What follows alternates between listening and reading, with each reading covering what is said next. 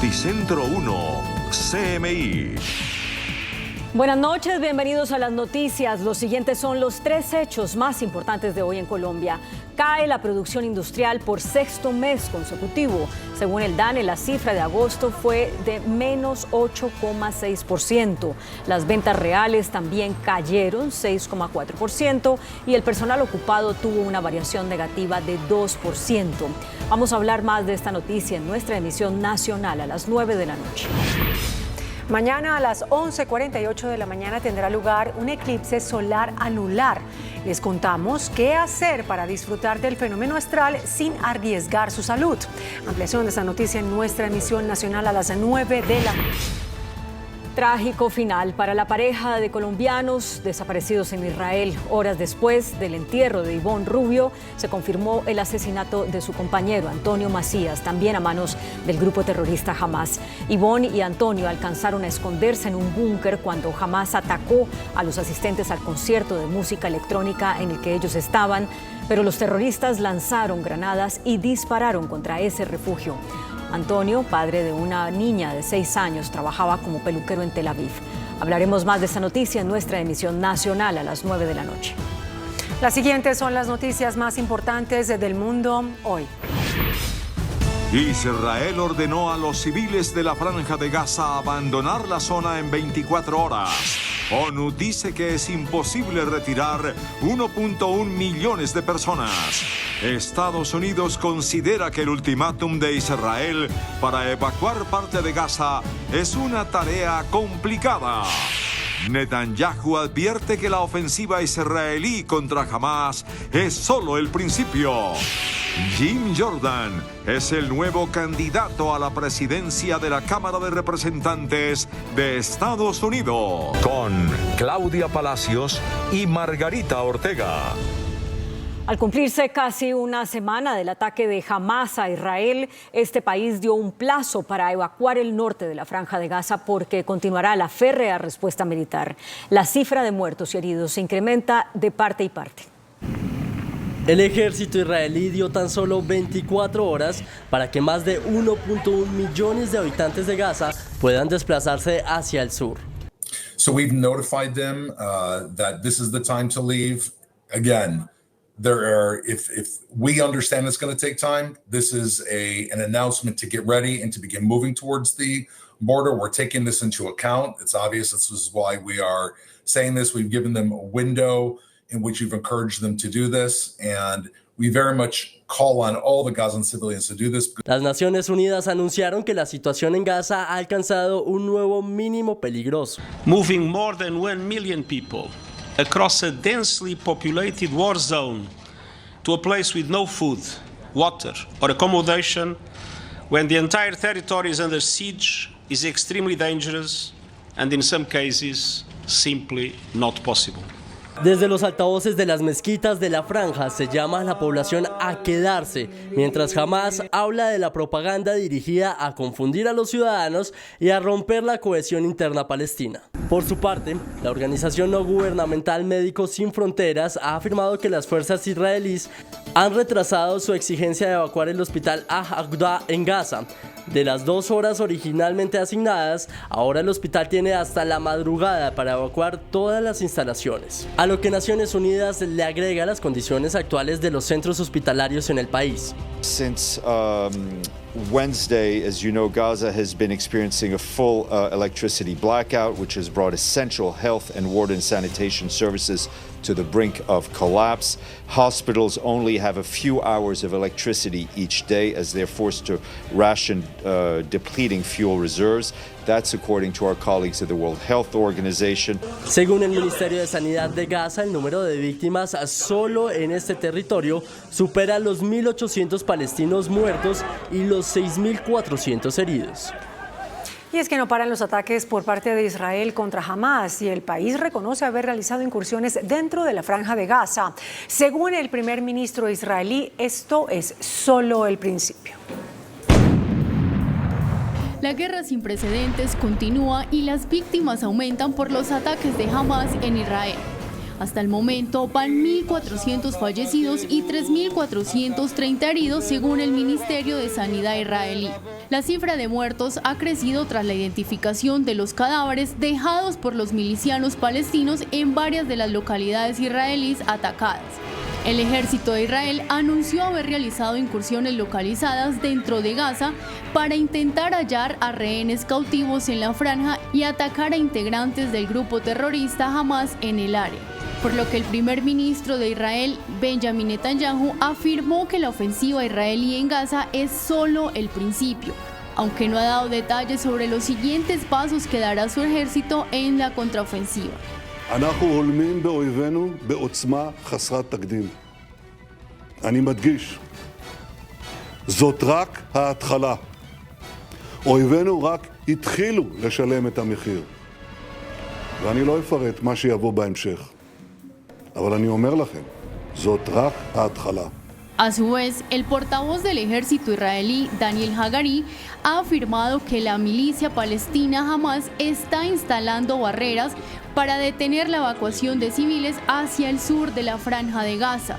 Estamos recibiendo información de que Hamas está intentando evitar la evacuación para usar a civiles como escudo humano, mencionó Hagari. Miles de personas, entre tanto, en diferentes países se han manifestado en favor de los palestinos. Miles de personas han participado en manifestaciones pro-palestinas en varios países cercanos a Israel y a la Franja de Gaza, los cuales se han concentrado en el centro de Bagdad en solidaridad con los palestinos y en protesta por la agresión de Israel, cuya bandera han quemado durante la marcha. हम फ़लस्तीनी मज़लूमों के साथ मुसलमानों के साथ शाना बशाना खड़े हैं और इसराइल के ख़िलाफ़ और इसराइल की जारियत के ख़िलाफ़ इसराइल की बमबारी के ख़िलाफ़ जो मज़लूम फ़लस्तीनियों पर वो कर रहे हैं, ख़वातीन पर, बच्चों को जो शहीद कर रहे हैं, हम ये पैगाम देने के लिए रोडों पर आए हैं कि तमाम दुनिया के अंदर रहने वाले मुसलमान यक आवाज़ होकर, यक जान होकर अपने फ़लस्तीनी मुसलमानों के लिए आवाज़ उठाएं। Los iraquíes no han sido los únicos que han salido a la calle en Jordania. Centenares de personas se han concentrado en la capital, Amán, pero especialmente en la frontera jordo-palestina, pese a la prohibición expresa por las autoridades para evitar posibles altercados en la zona. Los manifestantes han sido dispersados por las tropas israelíes que han matado 40 palestinos en el territorio desde el comienzo del conflicto. Ciudades como Irán, Turquía, Japón, la India y Malasia apoyaron la causa. Las manifestaciones han coincidido con el Día de la Oración Musulmana.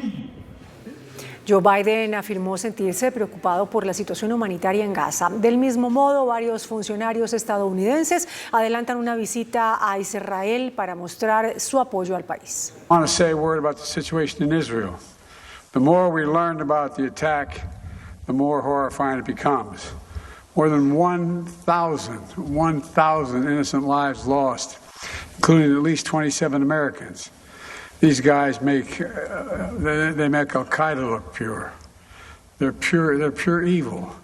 As I said from the beginning, the United States, make no mistake about it, stands with Israel. El presidente de Estados Unidos ha recordado este viernes que la gran mayoría de los palestinos no tienen nada que ver con Hamas y asegura que atender la crisis humanitaria desatada en Gaza por el asedio israelí es una prioridad para él.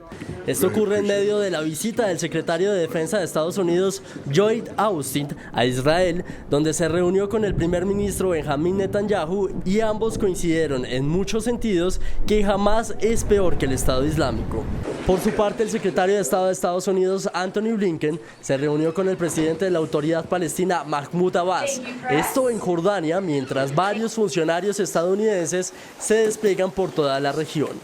De igual manera, Blinken se reunió con el rey Abdullah de Jordania, donde discutió cómo impedir que cualquier actor estatal o no estatal amplíe el conflicto entre Israel y Hamas. Luego de que Steve Scalise reanunciara la candidatura para ocupar la presidencia de la Cámara Baja de Estados Unidos, se conoció que el también republicano Jim Jordan lo reemplazará.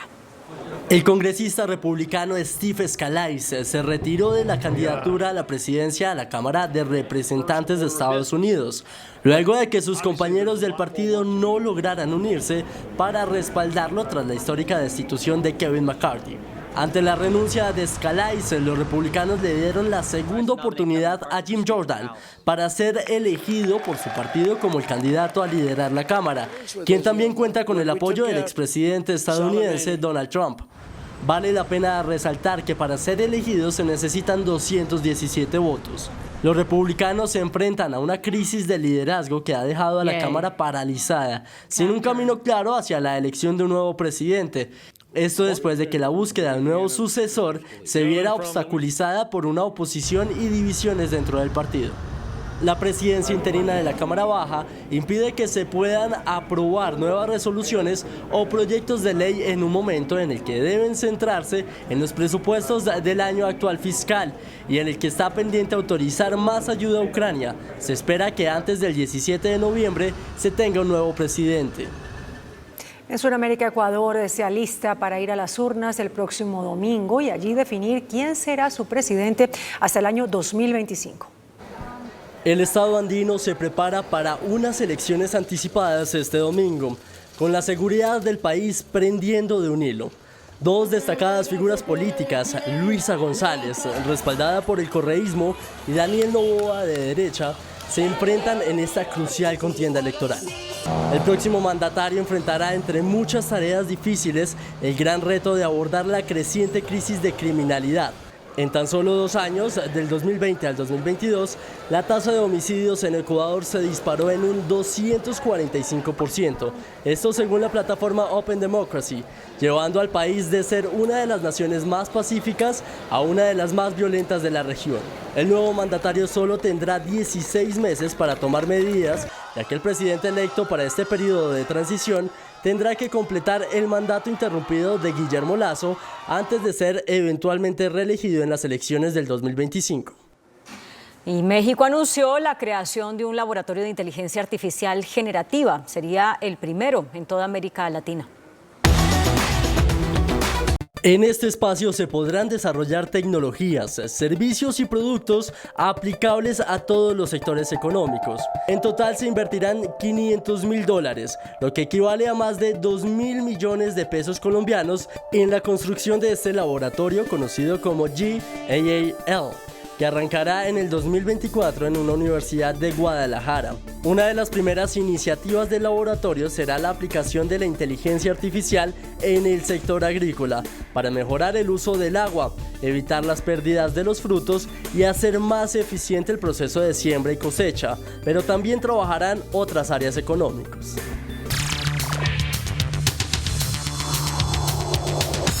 Muy buenas noches. Mañana sábado el país podrá observar el eclipse solar anular. En Colombia se verá entre las 11:48 del día y las 13:15 de la tarde.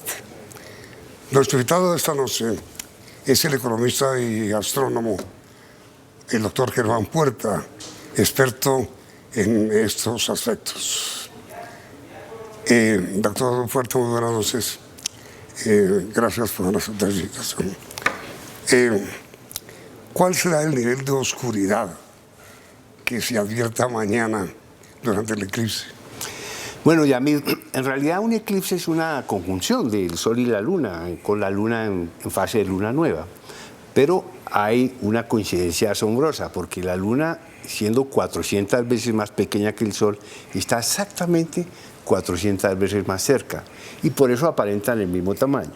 Pero perdona ahí, ¿por qué se va a ver la Luna más pequeña si está mucho más cerca? Claro, porque la órbita de la Luna es una elipse, a veces está más cerca y en el momento máximo cubre al Sol completamente y se da el eclipse total. Y a veces está un poquito más lejos, en el máximo no alcanza a cubrir el Sol, queda un anillo de luz y ese es el eclipse que tendremos mañana sábado, un eclipse anular. Es decir, la Luna se atraviesa en la luz del Sol. Correcto. ¿A qué distancia estará la Luna? Bueno, está más o menos a unos 400.000 kilómetros de distancia. 400.000. Sí, y esa sombra que va a producir sobre el planeta recorre Estados Unidos, México, Centroamérica, Panamá, Colombia y Brasil. Pero ojo, mientras que en Estados Unidos y México el eclipse es por la mañana y en Brasil es por la tarde, en Panamá y Colombia es a mediodía. Y esos eclipses que son cenitales sobre tu cabeza se notan mucho. Yo diría que por eso Colombia es el centro mundial de este eclipse. Pero entonces, ¿cuál es el mapa del recorrido del eclipse? El anillo, la zona anular, la podemos observar en el Chocó, en el Valle del Cauca, en el Tolima, en el Huila. Recorre los llanos del Caquetá y termina en Oriente. Y esa franja, allí los que vamos a estar allí, es de los que vamos a observar el anillo, el eclipse anular, pero el resto del país es un eclipse parcial, pero parcial con una cobertura muy alta del disco solar. Por ejemplo, aquí en Bogotá se va a cubrir el sol en un 88%. No puede ser. Eso quiere decir que más o menos a la 1:30 de la tarde va a quedar un hilito de luz. Ah, pero entonces tenemos oscuridad. Va a ser como un crepúsculo. ¿Sí? Como las 6 de la tarde. Sí, pero a mediodía. Sí. Como lo vemos aquí en la simulación, ahí vemos la luna, efectivamente en este momento vemos el sol, ahí entra la luna. Eso es lo que ocurrirá, tal cual. Eso es lo que va a ocurrir en Bogotá, tal cual. Y el punto blanco es el máximo a la 1:36 de la tarde, así se va a ver en Bogotá. Y luego es largo, ¿no? Todo el proceso dura más de 3 horas. Pero atención, Yamil, porque ahí es donde viene el descuido. Porque con la reducción del brillo hay problemas. Antes de que me hable del descuido y del peligro, ¿cuánto tiempo transcurre desde cuando comienza la luna a entrar en eclipse o cubriendo la luz del sol hasta cuando termina? Eso, entre el primer contacto y el cuarto contacto son 11:48 de la mañana a 3:15 de la tarde. Eso es más de 3 horas. Ahora se me decía, cuidado con los ojos. Sí, a ver, nuestros ojos no están diseñados para ver el sol. Nosotros nunca vemos el sol, nunca. Inclusive me hacen una pregunta para mí muy simpática. ¿Y las mascotas? Es que el ser humano es el único animal que mira el sol. ¿Por qué? Porque en un eclipse sí volteamos a mirarlo. Y ahí es donde pueden venir los problemas, porque los métodos tradicionales de la gafa oscura y la radiografía de la abuelita, pues que se partió la pata. Un perro o un gato no. No, los animales no miran el sol. No miran nunca el sol. Nunca el sol, sí, exacto. El vidrio ahumado, la radiografía, todo eso, esos métodos que lo que hacen es disminuir el brillo de la luz. Visible, pero no te eliminan la radiación ultravioleta y la infrarroja, que son las letales para la vista. Esos métodos son engañosos y te pueden producir problemas en tu visión. No, pero perdón, pero en materia de animales, los pájaros y la siguen al sol. Tal vez, pero en realidad nuestros ojos no podemos ver el sol. Y el eclipse. Ni en el eclipse ni en ningún momento. Y eso produce daños en la mácula y en la retina. Entre otras cosas, cualquier oftalmólogo tiene pacientes por estos daños, pero no por eclipses, sino porque se descuidaron en las vacaciones o en la nieve, que también es un problema. En resumen, no podemos ver el sol en ningún momento en este eclipse. Estas imágenes que estamos viendo es lo que usted no podrá hacer mañana sábado. No lo puede hacer. No lo puede hacer. Ni mirarlo si no tiene gafas protectoras. Sí, este es el sistema más tradicional desde hace muchos años. Se han usado estos filtros que te eliminan por completo la radiación ultravioleta. Esto no se ve nada, es negro. Pues sí, de eso se trata, claro. Se ve solamente... Son para ver el sol. Pero mire... Y esto tiene que tener unas certificaciones, pero la recomendación importante es que estos filtros no los compren en lugares dudosos, como en la calle o cosas por el estilo, ¿no? Nada de eso, hay que comprarlo. Ahora están en las superficies y en lugares reconocidos. ¿En dónde? En las grandes superficies, ¿no? Ahí ya se están consiguiendo y en este momento, pues... Ahora, hay mucha presión sobre estos filtros porque no llegaron en cantidades suficientes. Recordamos... Con excepción de de estas gafas, Sí. nada más sirve. También sirve el vidrio de soldadura, como el de las caretas de soldadura, pero el número 14 o superior. De las caretas de soldadura. Correcto. Es lo único que puede servir. También sirve, pero tienen un problema. Es que si tú vas a la ferretería de la esquina, deme un vidrio de soldadura número 14, pues que te dan un vidrio de soldadura, sí. pero tú no sabes, no te sirve el 10 ni el 12. Sí. De nuevo, esto hay que comprarlo en lugares muy reconocidos, pues marcas de superficie y esto. Oye, y la gente que acostumbra a verlos a través de un balde de agua. Tampoco. No. No, porque ahí hay radiación ultravioleta residual, que eso te puede dañar. El tercer método se usa mucho, que es el de la cajita de cartón, que es como una cámara oscura que se perfora y por dentro un papelito blanco. Hay muchos tutoriales ahí. Se puede hacer. Se puede hacer perfectamente. Pero corre un riesgo, ¿no? Yo no veo mucha gente mañana con la cajita de cartón. Yo veo mucha gente cometiendo tonterías. Pero es útil, no se corre el riesgo. No, la caja de cartón es un método Es muy una seguro. cajita de cartón. Lo más larga posible, una perforación en un lado, por el otro un papel blanco Sin que sirve de ningún- pantalla y por dentro observas, pone la perforación Sí, sí, hacia el sí. sol, Una perforación. como sí, un alfiler, con un alfiler. Sí. No más. no más. Pero es peligroso, ¿no? no, para nada, ese método es muy seguro. Ahora, yo veo aquí en Bogotá y en ciudades como Cali y Medellín mucha información, sí, y de pronto hay filtros ahí que se consiguen, el Planetario de Bogotá, en Medellín, en Cali hay Sociedad de Astronomía, pero yo veo el país muy desprotegido de información y de filtros. No hubo una campaña a nivel nacional, yo no vi por parte del Ministerio de Salud una gran campaña de información y prevención, que sí se hizo aquí en Bogotá con la Secretaría de Educación Distrital, la Secretaría de Salud y el Ministerio de la Ciencia con el Planetario. La Sociedad Colombiana de Oftalmología también advirtió de los riesgos, vimos también muy buena difusión, pero me preocupa mucho lo que puede suceder mañana a nivel nacional. Y entonces, ¿cómo se verá el eclipse en Bogotá? En Bogotá, como lo vimos en la simulación, queda destapado un hilito de luz, que es como el 10% de la superficie, ¿sí? Y ahí es donde, caramba, mucha gente puede hacer así, lo peor. Ahí está, mira, ahí está, ¿Sí? el eclipse de mañana. Así es. En Bogotá. Ahí vemos el sol, cómo se está cubriendo Aquí, la luna lentamente. ¿Qué hora será? Aquí. 1:35 de la tarde. 1:35, ahí está. Ahí, en lo ese que verán momento. mañana. Lo que no se puede ver sin las gafas. Y sin los métodos indirectos. Y atención con los telescopios y binoculares, que hay mucha gente que tiene telescopios y se le van a medir al sol. Mire, con el sol no se juega. Y un descuido con un telescopio gravísimo para la vista. Máxima atención en la presencia de niños, supervisión de los niños. Inclusive con las gafitas los niños sí, pero ellos tienen la cabeza más pequeñita. Siempre hay que tener las gafas con las dos manos, o atención, y mirar, nunca soltar las gafitas, hacer Ahora, pausas. un niño cuyos padres no tienen esa información corre cierto riesgo.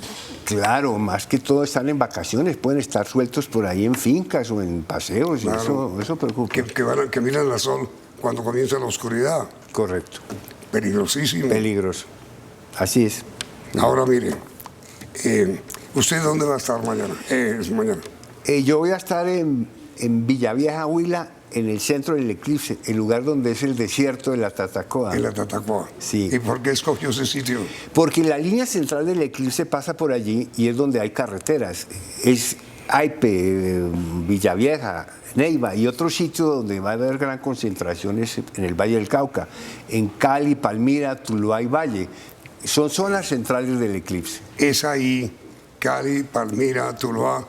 Donde vamos a ver el anillo. Digo, donde más será notable la oscuridad. Correcto. Y donde vamos a ver el anillo. En Cali. En Cali, Palmira, Tuluá, Buga, y algo en Armenia, y en Aipe, Natagaima, Villavieja. Allá va a estar usted. Allá voy a estar yo. ¿Por qué escogió Villavieja? Todos los de Bogotá van para allá, y los de Boyacá y los de Santander, todos vamos para allá. ¿Por qué Villavieja? Porque Villavieja es un sitio que tiene hotelería, está el desierto de la Tatacoa, y estamos esperando que nos acompañe además el científico Michio Kaku, que viene a ver el eclipse, ya está aquí, dio en Corferias una conferencia esta mañana del viernes en el marco del Salón del Ocio y la Fantasía, y mañana viaja en avión a ver el eclipse en la Tatacoa. Y ahora mire, doctor Puerta, ¿cómo no se debe ver el eclipse? Mire, el eclipse no lo pueden ver con la gafa oscura. No. Me han dicho que la gafa de cine. Únicamente con esta. Que la gafa transition. No, eso es una locura. Mire, no cometan esos errores. Sirve esto y realmente los métodos indirectos. Nada, así se ponga 20 gafas oscuras, ahí te estás engañando. No estás filtrando la radiación ultravioleta. No sirve tampoco. No sirven las gafas, ni el vidrio ahumado. Ni telescopios. Con telescopios hay que tener mucha precaución. Hay que saber, con el sol no se juega. Y por favor, llame que el eclipse no sea lo último que veas. Ahora, lo único recomendable que se debe utilizar es las gafas. Las gafas que están escasas. Sí, porque lamentablemente no hubo una campaña nacional, como sí sucedió en México con este mismo eclipse. Allá han distribuido gafas. Y el mayor peligro que uno ve es en los niños, porque seguramente van a advertir que comienza una oscuridad que no es habitual, y seguramente mirarán al sol a ver qué es lo que pasa, y ahí es donde está el riesgo. Ahí está el riesgo. ¿Y cómo hacemos para que la inmensa mayoría de las familias de Colombia se enteren de este riesgo? Bueno, ya ha habido información, un programa como este y otros, pero siempre ha sido un poco tarde, y me preocupa que mucha gente se va a enterar de este eclipse mañana, en el momento del eclipse.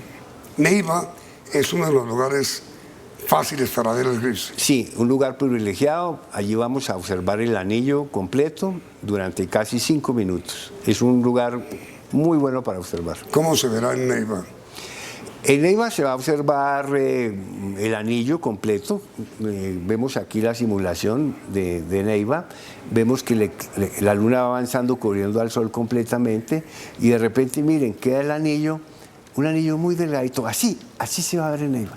Ahora, esa fotografía en ningún momento, sin excepciones, se puede ver sin protección. Sin gafas, no se puede ver. En el eclipse total sí, pero en este no. Y esta fotografía, que mucha gente va a tratar de hacerla, pues olvídense de ponerle el celular al sol. La radiación te quema el sensor. Esta es una fotografía de ese mismo, ya real, pero con un filtro. Y esperamos que haya muy buenas fotografías, pero hay que tener siempre cuidado, ¿no? Cuando se usan cámaras y telescopios, máximas precauciones.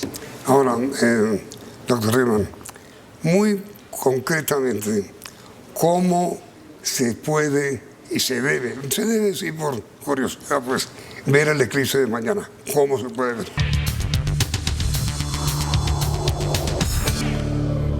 Advertencia: nunca mire el sol sin protección, muchísimo menos mañana, día del eclipse.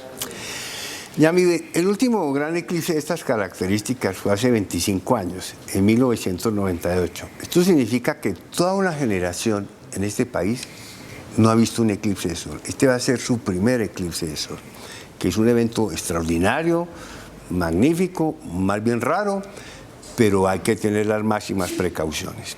La primera precaución es que si usted no sabe cómo verlo, mejor olvídese el eclipse. Véalo por televisión, hay maravillosas transmisiones de la NASA y de otros lugares. Si logró conseguir los filtros, bien, lo primero que hay que hacer, por ahí hay un tutorial, es revisar que estén en buen estado, que no tengan perforaciones y que... Pero esto se lo pone uno aquí y no ve nada. Sí, claro, pero allá está el sol, ahí como explicamos, pero te lo ponen mirando hacia abajo, y luego observas el sol siempre con las manos puestas en las aletas, haces pausas de 30 segundos y vuelves a observar, ¿sí? Esto es importante porque de pronto se te puede caer la gafa. Hoy los niños tienen cabecitas más pequeñas, ¿no? Pero los niños pequeñitos... Sí. Siempre los adultos tienen que supervisar siempre la observación del sol. Sobre todo para las familias que tienen niños, hay que protegerlos extremadamente. Correcto. No pueden mirar al sol. No lo pueden hacer porque el riesgo es muy grave. Así es. Ahora, el único método autorizado y no autorizado, pues, o sí autorizado, para ver el eclipse es a través de estas gafas. Es el método más tradicional, se usan estas gafas para eclipses desde hace más de 60 años. Hay diversas empresas en el mundo que los fabrican, tienen certificaciones especiales en laboratorios muy especializados y la recomendación es, por supuesto, adquirirlas en lugares pues serios, no en la calle o cosas sospechosas. Es verdad la historia que alguna vez leí, que Cristóbal Colón en uno de sus viajes enfrentó un eclipse. Es cierto. El 29 de febrero del año 1504, en su cuarto viaje, su viaje más desgraciado, él estaba pues varado en las costas de Jamaica. La tripulación amotinada, los nativos no querían ayudarle, pero él sabía que iba a haber un... ¿Cuáles nativos? Los nativos, los indígenas no querían ayudarle. ¿Sabían de eso? No querían ayudarle, Pero pero perdón, ¿sabían? No, nadie sabía. El único que sabía que iba a haber un eclipse, y era un eclipse de luna, fue Cristóbal Colón. Y él citó a todos los nativos y a la tripulación y amenazó con desgarrar la luna si no le ayudaban. ¿Si no les daban a qué? A los suministros y las provisiones que él necesitaba. ¿Pero de qué manera se protegían? No, el eclipse de luna no había problema. No, pero digo, en los eclipses de sol. En otros eclipses de sol sí ha habido... pues gente con conocimiento. Recordemos en el siglo VI antes de Cristo, que estaban en luna. ¿Sexto antes de Cristo? Sí, había un combate entre dos pueblos en Grecia, medos y lidios, y fue tal el espanto que les produjo el eclipse. ¿A quién? A los pueblos combatientes, sí, que pensaron que era una señal de disgusto de los dioses y decidieron firmar la paz. Un eclipse de sol trajo la paz en el siglo VI. Un eclipse que había sido pronosticado por el filósofo y matemático Tales de Mileto. No puede ser eso. Así es. ¿Y qué pasó en el cuarto viaje de Colón? En el cuarto viaje, Colón tenía el conocimiento de que iba a haber un eclipse de luna, cuando la luna se pone roja, y citó a tripulantes y nativos para que le ayudaran, si no, amenazaba con desgarrar la luna. Eso es lo que llama conocimiento privilegiado. Y en la historia hay muchos casos de individuos que tenían el conocimiento del eclipse y los demás no, y lo usaron para diversos usos. Ahora, mire, doctor Renan, si uno viviera en el sol, ¿qué vería mañana? Si uno viviera en el sol, interesante, vería... Quisiera ver desde el sol la Tierra. No puede. No puede. No, sí, vería la luna muy iluminada, pero más bien si estuvieras en la luna y miraras hacia la Tierra, verías la sombra de la luna caminando por América. No, pero digo. Sí. Pero es que si uno estuviera en el sol, no se podría ver la Tierra porque no hay luz. Sí, pues la luna te bloquearía la vista. Porque la cubre la luna. Sí, creo que sí. Si viviera en el sol. Sí. Y si viviera en la luna. Verías un punto negro recorriendo la superficie. Sobre la Tierra. Sobre la Tierra, que es ahí, como vemos en la simulación, la sombra de la luna sobre la Tierra. Y es en esa zona donde se va a ver el anillo, la zona del eclipse anular. ¿Y qué es? Son luces ultravioleta. Sí, la radiación ultravioleta es letal para la vista. Nosotros no podemos ver el sol nunca. Y de hecho, nunca lo vemos. Nuestros ojos no pueden mirar el sol. Sí, que inclusive sin eclipse, ver el sol afecta. A veces lo vemos en el atardecer o amanecer, muy bajo en el horizonte, el sol rojo que los abuelos llamaban el sol de los venados. Sí. Sí. Pero es porque la atmósfera nos está filtrando la radiación. ¿Y por qué se llamaría el sol de los venados? Será cuando había venados, ¿no? ¿Pasaban los venados? Yo creo que sí. Porque seguramente se querían a proteger. Sí, así es. Pero nunca vemos el sol, y menos cuando está en el cenit. ¿Cada cuándo, doctor Puerta, ocurre esto? Interesante pregunta, ¿sabes?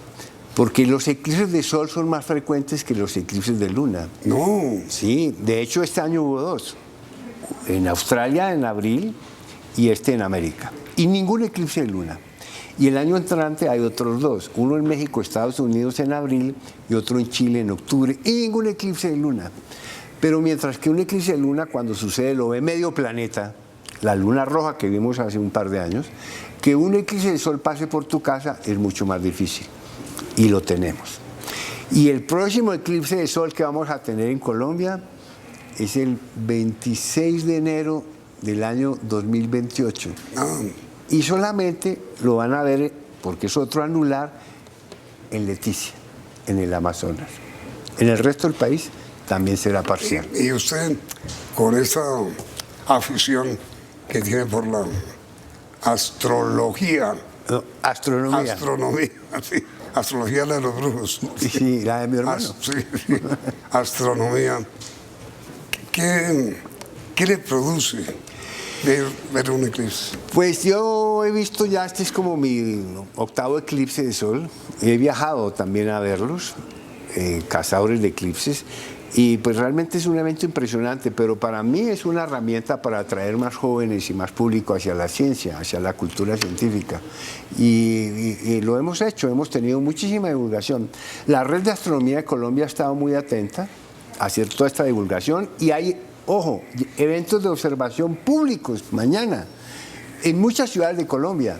En el Planetario de Bogotá, en Maloca, ¿sí? En Cali, en la Biblioteca Departamental, allá se puede ir. En los planetarios de Medellín. Pero allá se puede ir. Sí, el público puede asistir. ¿Y cómo lo van a ver? ¿Con estas gafas también? Lo van a ver con estas gafas, pero allá va a haber telescopios. Eso sí, manejados por expertos. ¿Se puede ver? Sí, se puede ver. ¿Pero hay 1 o 2? No, puede haber varios, sí. Bueno, pero... Sí. Respetar la fila. Hay una red de astronomía que tiene muchísimos eventos a lo largo de Colombia para el día de mañana. Ahora, lo más importante es cuidar a los niños, porque se van a sorprender por la oscuridad. Lo más importante, en Bogotá, ¿habrá oscuridad? Como un crepúsculo, sí. Crepúsculo. A las 6 de la tarde, pero es mediodía. Y sin proteger a los niños. Sí, máxima atención con los niños y si están sueltos por ahí hay que advertirles que no vean el sol en ese caso. El riesgo es sumamente grave, que es riesgo de ceguera, ¿no? Sí, hay diversos daños que produce la exposición al sol, leves, severos o muy graves. ¿Usted se va a proteger con esto? Claro, yo tengo mis gafas y tengo también mi vidrio soldadura y tengo otros visores. Mira, atención, porque esto es 3 horas al sol de mediodía, hay que también protegerse la piel, hidratarse, y la radiación ultravioleta también es grave para la piel. Sombrerito, en fin, y los que vamos a estar en la Tatacoa, pues imagínate, en pleno desierto, eso hay que protegerse, el riesgo de insolación. Y una pregunta curiosa. Sí. O no una pregunta curiosa, sino una pregunta para una respuesta que debe ser curiosa. ¿Por qué le llama la atención esto? No hay un espectáculo más impresionante que un eclipse. ¿En serio? En serio. Que a plena luz del día desaparezca el sol. De hecho, el vocablo eclipse... ¿Pero por qué viajar y correr esa aventura? Sí, pues así es. Y hay gente que viene a este eclipse. Sí, cazadores de eclipses. Es impresionante. Hablamos el lunes. El lunes hablamos a ver cómo nos fue. Doctor Guerra, muchas gracias. Encantado. Y a ustedes, gracias por la sintonía y muchísimo cuidado con los niños. Gracias por la sintonía y esperamos que continúen aquí en Noticentro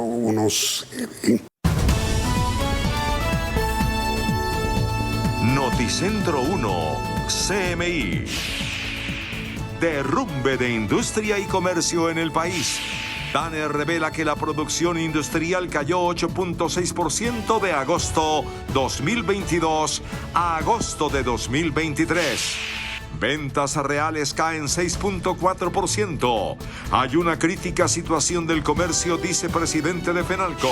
Preparan decreto reglamentario para eliminar estratos sociales. Se crea un sistema de cobertura universal de ingreso por hogar. Gobierno admite mal manejo de recursos para la paz. Denuncian saqueo. Cumbre de presidentes de Colombia y México sobre migración. Atención a los cuidados que se deben tomar para el eclipse de mañana.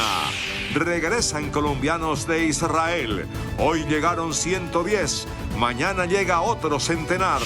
Sofía Petro, hija del presidente Petro, condena a Hamas y dice que el mundo abandonó a Palestina. Encuesta: ¿quién será el nuevo alcalde de Cúcuta? Con Claudia Palacios y Margarita Ortega.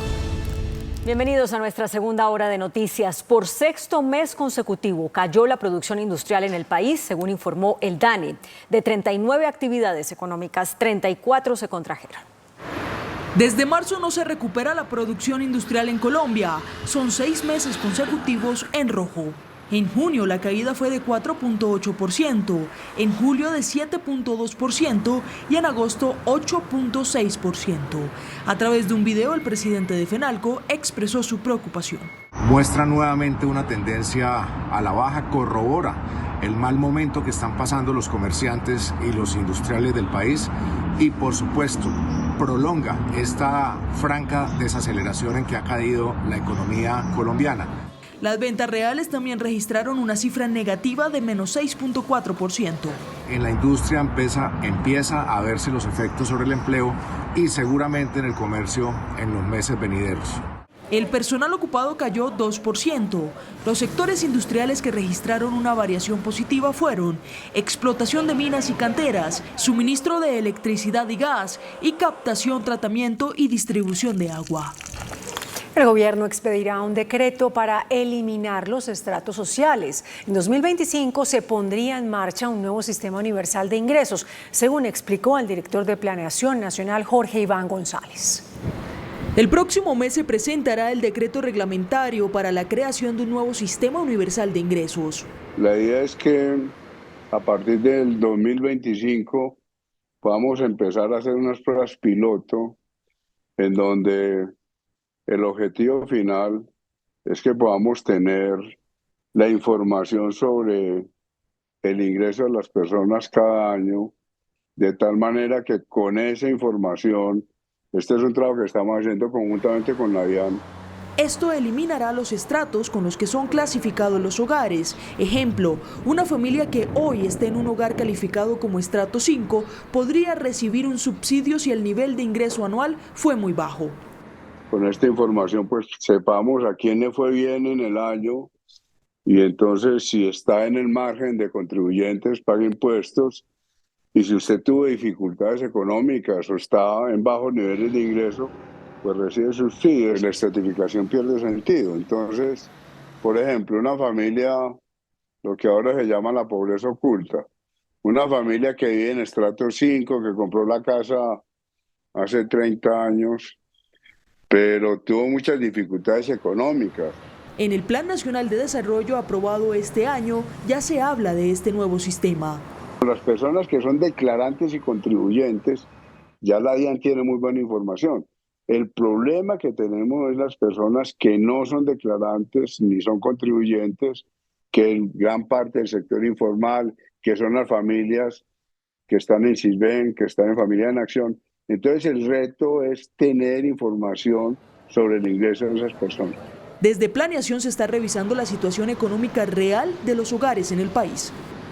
En diálogo con Noticentro 1 CMI, Gloria Cuartas, directora de la Unidad para la Implementación del Acuerdo de Paz con las FARC, aseguró que el gobierno de Gustavo Petro recibió un saqueo de los recursos destinados para ese fin.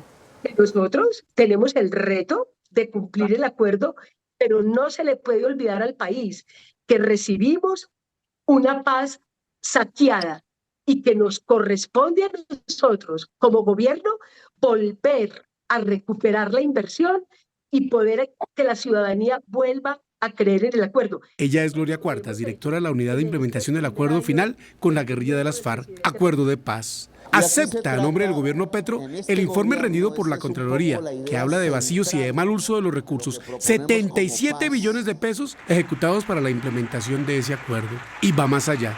Gerardo, me atrevo a hablar de robo en la medida que si los recursos del Estado dispuestos para la implementación del acuerdo de paz no cumplieron lo acordado, no transformaron los territorios, eso repercute en los derechos humanos. Y cuando uso la palabra robo, estoy afirmando que el mal uso de los recursos públicos para lograr cerrar las brechas y podernos disponer como gobierno a que el acuerdo de paz firmado con las antiguas FARC pudiera ser exitoso, hoy el gobierno del presidente Petro está enfrentado a resolver, porque no podemos dejar inconcluso las obras que están pendientes. Gloria Cuartas dice que el gobierno Petro ha descubierto 5 billones de pesos en obras mal ejecutadas solamente en los municipios OCAD-Paz, es decir, las zonas más vulnerables del país en 19 departamentos. Pide investigaciones a fondo. El presidente de la Corte Interamericana de Derechos Humanos y el presidente de la Jurisdicción Especial para la Paz suscribieron hoy un acuerdo para que ambos organismos intercambien buenas prácticas. El primero destacó que es optimista respecto a las iniciativas de paz en Colombia. Culminó la visita de la Corte Interamericana a Colombia. El tribunal supervisó el cumplimiento de varias sentencias que han proferido contra el Estado colombiano. Su presidente, Ricardo Pérez, se refirió a la situación de derechos humanos a nivel nacional. Lo que hemos encontrado una muy fuerte institucionalidad democrática en Colombia. Y una muy fuerte vinculación con el sistema interamericano de protección de los derechos humanos. Y eso nos permite ser optimistas en cuanto al futuro de la situación de la paz. La Corte y la JEP suscribieron hoy un memorando de entendimiento para colaborar mutuamente en formación de funcionarios. Este lunes quedará instalada oficialmente la mesa de diálogo entre el gobierno y las disidencias del llamado Estado Mayor Central de las FARC y se dará inicio al cese del fuego con esa agrupación, según anunció el jefe negociador por parte del gobierno, Camilo González Pozo. Las declaraciones se dieron en un video enviado a los medios de comunicación. En esa instalación además se dará a conocer el decreto del presidente de la República mediante el cual se dará inicio al cese al fuego nacional, bilateral, temporal, que va a durar hasta el 16 de enero del año 2024. También se firmarán acuerdos planteados durante este tiempo. Protocolos para el mecanismo de verificación de reglas y compromisos, de vinculación de garantes internacionales y también de lineamientos para la agenda. Se va a trabajar en el respeto al derecho internacional humanitario y que haya protocolos de protección hacia la población civil. La Agencia de Defensa Jurídica del Estado, en cabeza de Marta Lucía Zamora, reveló que las demandas contra el Fondo de Prestaciones Sociales del Magisterio se incrementaron en 390% en menos de 2 años. Los procesos pasaron de 12.389 en 2021 con pretensiones económicas por 374.000 millones de pesos a 48.393 en 2022 con pretensiones por 3.2 billones de pesos. La mayoría de procesos guarda relación con reclamos de profesores por el pago de cesantías. Con la participación del presidente Gustavo Petro, este 22 de octubre se realizará en México una cumbre internacional sobre migración. Así lo anunció hoy el presidente de México, Andrés Manuel López Obrador. La cumbre sobre la migración regional será tratada en México el 22 de octubre. Lo confirmó el presidente de ese país azteca luego de comunicarse telefónicamente con el mandatario colombiano Gustavo Petro. Acabo de hablar con él por teléfono. Vamos a reunirnos vecinos, pueblos hermanos de Centroamérica, de América Latina, del Caribe. El día 22 de este mes, de este domingo, en 8, en Palenque, para tratar el tema migratorio, porque nos preocupa bastante. El tema es cómo darle un tratamiento integral a este problema de la migración que afecta a países que son tránsito como Colombia, sobre todo por el tapón del Darién. Este sábado se podrá apreciar en todo el continente americano un eclipse anular de sol. La luna se interpondrá entre el sol y la tierra. Mucha atención a estas recomendaciones porque mirar el eclipse sin tomar las medidas adecuadas puede ocasionarle serios problemas de visión. Un eclipse como estos no se presentaba hace 25 años en Colombia. Se verá de forma parcial en todo el país. Pero ¿cuáles son las 3 formas más seguras de ver este eclipse? Cabe recordar que las gafas para verlo deben tener certificación ISO y Contec. Allá está el sol, porque este es un eclipse cenital. Entonces, miras hacia abajo, te pones las gafas, siempre con las 2 manos puestas, y observas hacia el sol por unos 30 segundos para que no se caliente el filtro, y luego bajas y vas haciendo pausas. Es importante tener siempre las manos puestas sobre las aletas para impedir que se caigan por un ventarrón o algo así. Recuerde que estas gafas no se pueden fabricar en casa. ¿Qué otros métodos entonces sirven para ver el eclipse? La otra forma es con el vidrio soldadura, pero tampoco es fácil de conseguirlo porque debe ser el número 14 superior. ¿Y cómo se hace la cajita, por ejemplo? Una caja de cartón o un tubo a lo más largo posible. En un extremo le abres un agujero cuadrado y pones un papel de aluminio, y por dentro de la caja un papel blanco que te va a servir de pantalla. Un agujerito de alfiler pequeñito en el papel de aluminio y lo apuntas al sol, y por dentro se te va a proyectar el eclipse dentro de la caja. Recuerde que por ningún motivo puede ver el sol sin protección durante este eclipse que inicia alrededor de las 11:20 en Colombia. La defensa del exdirectivo de la Unidad Nacional de Protección, Wilson Devia, pidió anular el juicio en su contra por corrupción, luego de las denuncias que hay contra la fiscal a cargo del caso. Un duro choque se dio en la audiencia sobre corrupción en la Unidad Nacional de Protección, pues la fiscal del caso, Angélica Monsalve, está siendo indagada por presuntas irregularidades en la fiscalía, por lo que los acusados pidieron anular el juicio. Estamos en sede de audiencia de acusación con una actuación viciada de ilegalidad. Para ello, señoría, el artículo 139 de la Ley 906 de 2004, numeral 3, lo faculta a usted para corregir los actos irregulares. La fiscal Monsalve se defendió, dijo que no es corrupta y pidió seguir adelante en el juicio. En todas las audiencias he tenido que escucharlos mancillando mi imagen, sin tener pruebas.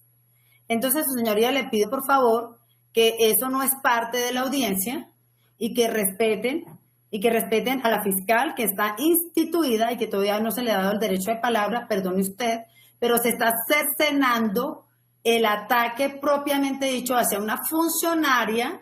La propia fiscalía anunció que le formulará cargos a Monsalve por actos de corrupción. Los delitos informáticos van en aumento. La Dijín de la policía acumula 46.000 denuncias este año. La suplantación de datos personales es uno de los delitos que más se comete por parte de hackers. Este año se han denunciado más de 46.800 delitos cibernéticos. Allí estamos hablando entonces de delitos que afectan a la información, los datos, también como delitos de fraude informático. El gota a gota virtual es una nueva modalidad que tiene en alerta a las autoridades. Empieza esto entonces con la necesidad de una persona por obtener un crédito. Al buscar en diferentes motores de búsqueda, al buscar en redes sociales, encuentra diferentes ofertas que lo redireccionan a la instalación de una aplicación. A través de esas aplicaciones que presuntamente estoy yo obteniendo este crédito, cuando instalo yo la aplicación como usuario, estoy no solamente, digamos que teniendo acceso a la misma, sino también otorgándole al ciberdelincuente información como por ejemplo, de multimedia, imágenes, contactos, relación de llamadas. Personas entre los 50 y los 80 años son las que más denuncian. El Tribunal Superior de Bogotá negó una tutela al exalcalde de Bucaramanga, Rodolfo Hernández, con la que buscaba tumbar la revocatoria de su candidatura a la gobernación de Santander. Con este documento, la Sala Civil del Tribunal Superior de Bogotá le negó una tutela a Rodolfo Hernández, quien buscaba revivir su candidatura para ser gobernador de Santander. La aspiración de Hernández fue suspendida por el Consejo Nacional Electoral, dado que el político tiene sanciones en firme por parte de la Procuraduría. El tribunal calificó como improcedente la tutela de Hernández, por lo que queda en firme la determinación del Consejo Electoral y el exalcalde de Bucaramanga tendrá que presentar otro tipo de recursos para intentar revivir su aspiración. De malas, como dice la vicepresidenta. Así respondió el expresidente Álvaro Uribe a los críticos de la seguridad democrática. En Armenia, y me dijo que odiaba la seguridad democrática. Y veo que no te gusta la seguridad democrática. Mi única respuesta es de malas, como dice la vicepresidenta Francia. De malas, de malas. Las declaraciones del expresidente se dieron desde el eje cafetero. Y le dicen a los jóvenes, Uribe Paraco, cada que hay campaña, sacan la ley 100, Uribe Paraco, Uribe de los falsos positivos. Ahora tienen escondidita la ley 100 porque se dieron cuenta que es buena y ahora sí están preocupados porque el país les ha dicho mejoren, pero no destruyan. Uribe insistió en que no ha habido justicia en las presuntas interceptaciones ilegales a su número de celular ordenadas por la Corte. Duro llamado de 7 universidades al gobierno. Advierten que la salud de Colombia está en crisis de liquidez y piden garantizar el servicio. En el documento, los rectores de 7 universidades del país exponen 4 preocupaciones. Dicen que la liquidez del sistema de salud es crítica y advierten un riesgo en la prestación del servicio. Argumentan que algunos planteamientos de la reforma provocarían un retroceso en el sistema y consideran que es necesario que la sociedad le haga un llamado al gobierno para que garantice la sostenibilidad financiera. Hay una crisis de liquidez. Y esta crisis de liquidez en el sistema que tenemos, que es el que actualmente funciona, el que le presta la salud a los colombianos, puede quedarse sin recursos suficientes para su operación. Las instituciones pidieron atender el llamado y que se inicie una discusión urgente para evitar un apagón del sistema de salud. La periodista Ginette Bedoya anunció hoy que debido a la inoperancia de la Fiscalía desiste de los procesos que adelanta ese organismo por amenazas en su contra. Ginette Bedoya fue secuestrada, torturada y abusada sexualmente por paramilitares en mayo del año 2000. Por su caso, la Corte Interamericana de Derechos Humanos condenó a Colombia. Hoy anuncia que no quiere más que la Fiscalía investigue las amenazas que ha sufrido por ese episodio, pues advierte que no tienen voluntad de esclarecer los hechos. La Fiscalía General de la Nación no ha llamado a declarar a ninguno de los autores intelectuales que están mencionados en el proceso. Ustedes ya lo han escuchado en otras oportunidades, generales de la policía que están mencionados en el proceso, como el general Leonardo Gallego, que era el director de la DIJÍN en el momento de mi secuestro. Un juez envió a la cárcel a un hombre señalado de participar en un caso de abuso, tortura y asesinato de un bebé en Bogotá. El hombre, después del crimen, logró escapar por una ruta ilegal a los Estados Unidos. El hombre señalado de torturar, golpear y asesinar a su hijastro de 17 meses y pese a las investigaciones en su contra, logró evadir a las autoridades escapando por el tapón del Darién hasta llegar a Estados Unidos, donde fue deportado ante la alerta de las autoridades colombianas. El menor fallece a causa de síndrome de niño maltratado infantil, según los principales hallazgos de necropsia, cambios de trauma por aceleración y desaceleración, síndrome de zarandeo. Un juez lo envió a la cárcel luego de que la Fiscalía indicara que el menor fue internado tras recibir múltiples golpes que fueron justificados como una supuesta caída. La Fiscalía decomisó con fines de extinción de dominio bienes a presuntos testaferros de paramilitares. Los bienes, valorados en 120.000 millones de pesos, están ubicados en Antioquia y tendrían relación con el bloque Elmer Cárdenas de las autodefensas. Trágico final para la pareja de colombianos desaparecidos en Israel. Horas después del sepelio de Ivonne Rubio se confirmó el asesinato de su compañero Antonio Macías, también a manos del grupo terrorista Hamas. Después de 6 días de intensa búsqueda, los militares israelíes hallaron sin vida a Antonio Macías. El colombiano de 29 años, novio de Ivonne Rubio, también fue asesinado por el grupo terrorista Hamas. Ya podemos descansar. De todas formas estamos por un lado tranquilos sabiendo de que no lo tienen secuestrado, porque esa era también la agonía de toda la familia, que lo tuvieran de pronto secuestrado. Los colombianos participaban de un festival de música electrónica en el sur de Israel, en el desierto de Negev, cuando fueron atacados por Hamas. Alcanzaron a esconderse en un búnker, hasta donde llegaron los terroristas, lanzaron granadas y dispararon sin clemencia. Antonio, padre de una pequeña de 6 años, trabajaba en una peluquería en Tel Aviv. Que estos chiquitines que nos dejaron son el fruto de ellos, del amor, de la unión que ellos quisieron tener con sus 2 hijos. Con esta dolorosa noticia termina la incertidumbre para las familias de la pareja de colombianos. Ayer se cumplieron las honras fúnebres de Ivonne Rubio, en medio de una desgarradora despedida de sus padres y amigos. Hay que condenar el salvajismo, que el mundo entero sepa que esto es terrorismo. Aterrizó en Colombia el primero de los vuelos humanitarios para repatriar a connacionales que estaban en Israel. Llegaron 110. Ya están en Colombia los primeros 110 colombianos repatriados desde Israel. Gracias a la Aeroespacial por habernos traído y a la Embajada de Israel. Tenemos una embajadora con un corazón hermoso. Recibimos a un primer grupo de 110 compatriotas que han regresado desde Israel, que fueron repatriados por orden del señor presidente de la República en un esfuerzo monumental. Un momento emocionante para todas las familias que estaban atrapadas en Israel. Fue nuestra alegría más grande que hemos tenido, porque yo estoy con mi hija y con mi nieta, te imaginas, estaba súper triste porque nos decían nos tenemos que quedar allá. No, eran 1000 cosas que pasaban por nuestra cabeza. Se alista otro vuelo que llegaría el día de mañana con otros 110 colombianos. Tenemos un grupo de 110 colombianos, va a regresar el día de mañana más o menos en 24 horas. En este momento debe estar despegando desde Lisboa. Entiendan que teníamos que tener un tiempo para que la tripulación pudiera descansar. Otros 37 colombianos ya han hecho el proceso en la Embajada de Israel para retornar a nuestro país. Condena total a los ataques terroristas de Hamas contra Israel hizo hoy Sofía Petro, hija del presidente Gustavo Petro. También dijo que el mundo abandonó a su suerte a Palestina. Las cifras de las víctimas en los últimos años. Sofía Petro Alcocer es una de las 3 hijas del presidente Gustavo Petro. Estudia ciencias sociales en Francia. Hoy, por medio de sus redes sociales, condenó el ataque cometido por Hamas contra pobladores israelíes el pasado fin de semana. Creo en la dignidad humana y creo que la vida es sagrada. Y por eso no tengo ningún tipo de reparo en condenar las acciones de Hamas contra los civiles israelíes y contra cualquier persona inocente que se haya cruzado por su camino, con una violencia especialmente atroz infringida a las mujeres. Y es porque creo en la dignidad humana que me parece repulsiva la ocupación a Palestina y la que están cometiendo en ese lugar.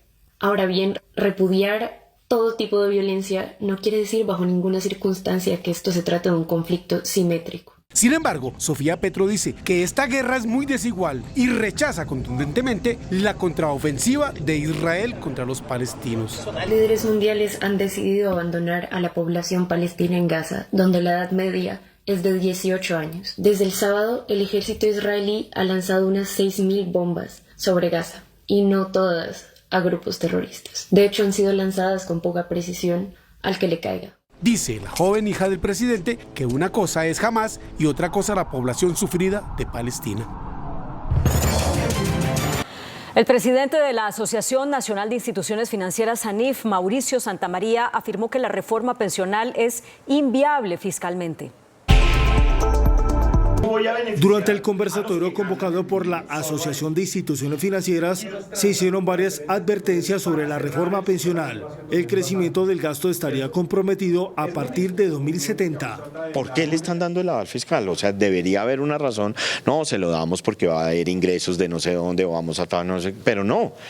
Dicen, va a haber un hueco grande, pero esto es algo que el Estado debe hacer, entonces le damos el aval fiscal. El fondo de ahorro no tendría un sustento, lo que obligaría a más impuestos. Eso va a generar un hueco que es el que Hacienda dice que va a generar en su documento que presentó ayer. Y pues ese hueco, ¿cómo se paga? Pues con mayores impuestos, eso sí. Lo que pasa es que, de nuevo, no son impuestos que vamos a pagar ni mañana, ni el año entrante, ni en el 25, ni en el 26, sino por allá a partir del 2035-40. Se hace un llamado al Congreso a tomar las mejores decisiones sobre la reforma pensional.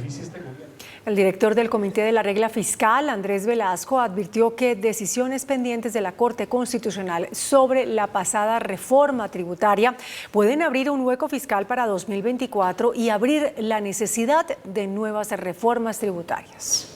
El contrato social que están firmando las decisiones de la Corte Constitucional sobre las demandas en contra de varios artículos de la reforma tributaria ponen en riesgo las finanzas públicas y los planes del gobierno para el próximo año. De las decisiones de la Corte Constitucional se tendrá que evaluar si es necesaria una nueva reforma tributaria. Sí implicará la necesidad de que la nación consiga, digamos, recursos para cuadrar, digamos, la caja, porque pues ya no existirían esos recursos en el futuro. Hay que esperar de todas formas a ver cuál es el fallo de la Corte Constitucional al respecto. La determinación será del Gobierno Nacional. El director de la Agencia Nacional de Tierras, Gerardo Vega, presentó un balance positivo sobre formalización y recuperación de tierras en el país. A través de la Agencia Nacional de Tierras, el gobierno ha logrado adquirir cerca de 100.000 hectáreas de tierra en favor de los campesinos colombianos. Nos acercamos ya a las 100.000, vamos en 99.133 hectáreas adquiridas por la agencia de diferentes fuentes, comprando, que nos han donado y en recuperación de procesos agrarios. También se ha logrado un crecimiento en la formalización de tierra en el territorio nacional. Son familias campesinas que vivían allí sobre los predios 20, 15 años y que lo único que esperaban era el título. Hemos entregado títulos. Finalmente se avanza en la recuperación de tierra, sobre todo en las Islas del Rosario. Hemos recuperado 3 predios más para un total de 11. Recuperamos Samoa, Casagrande y San Quintín. Se tienen metas ambiciosas para el cierre del año. La Contraloría de Bogotá le puso la lupa a varios contratos en la empresa de acueducto. El ente de control investiga un presunto detrimento por 60.600 millones de pesos en 7 contratos de obras en el río Fucha, el humedal Córdoba, el humedal Jaboque, el humedal Juan Amarillo y en el río Tonjuelo. Indaga presuntos problemas de planeación. Colombia producirá este año la mayor cantidad de huevos de su historia, 18.000 millones. Además, somos el segundo país después de México que más huevos consume por habitante. Por precio, nutrientes y producción, el huevo se convirtió en el alimento de mayor demanda en la canasta familiar, posicionando al país como el segundo consumidor del mundo después de México. Podemos decir que Colombia en el mundo es el segundo país que más consume huevo, 338 unidades. Santander es una tierra avícola por excelencia, producimos alrededor de 4.000 millones de huevos al año. Producimos el 23% del huevo que se produce en Colombia y por supuesto es una actividad que sigue cada vez más generando empleo, dinamismo. Aquí son 40.000 empleos directos y 78.000 empleos indirectos. En solo Santander la industria avícola genera 40.000 empleos y produce 4.000 millones de los huevos que se consumen al año en el país. El índice de capitalización de la bolsa, que mide el comportamiento de las 25 principales acciones, cerró al alza. El índice selectivo MSCI Colcap de la Bolsa de Valores de Colombia subió 0,38% a 1.116 puntos. La acción inmobiliaria de PEI fue la que más subió con una valorización de 2,62% a 58.650 pesos. La acción de construcciones El Cóndor fue la que más bajó con una pérdida de 46,33% a 600 pesos. La acción más negociada de la jornada fue la de Ecopetrol, al movilizar más de 16.000 millones de pesos con una variación positiva de 1,77% a 2.585 pesos. El dólar cerró al alza. Indicadores económicos en Noticentro 1 CMI. La tasa representativa del mercado que regirá hasta el próximo martes será de 4.249 pesos. Los profesionales del cambio compran la divisa promedio en 3.950 pesos y la venden en 4.010 pesos. Un euro cuesta 4.489 pesos. La libra de café en Nueva York se cotizó a $1.54. El azúcar se transó en 27,4 centavos de dólar la libra. El barril de petróleo WTI se cotizó en $87.72. La referencia Brent para Colombia se cotizó en $90.90. Una acción de Ecopetrol cuesta 2.585 pesos. Noticentro 1 CMI revela la encuesta del Centro Nacional de Consultoría sobre la intención de voto para la alcaldía de Cúcuta. Estos son los resultados. Si las elecciones para la alcaldía de Cúcuta fueran mañana, ¿qué tan probable es que usted vote? Definitivamente sí votaría, 83%. Probablemente sí votaría, 17%. Pensando en las próximas elecciones del 29 de octubre a la alcaldía de Cúcuta, ¿por cuál de los siguientes candidatos votaría usted? José Leonardo Jácome Carrascal, 26%. Jorge Enrique Acevedo Peñalosa, 19%. Juan Carlos García Herreros, 8%, Emerson Meneses, 5%, David Eduardo Fajardo, 4%, Mario Vicente Figueroa, 4%. Voto en blanco, 9%, ninguno 9%, no sabe, no responde, 6%. Esta es la ficha técnica de la encuesta.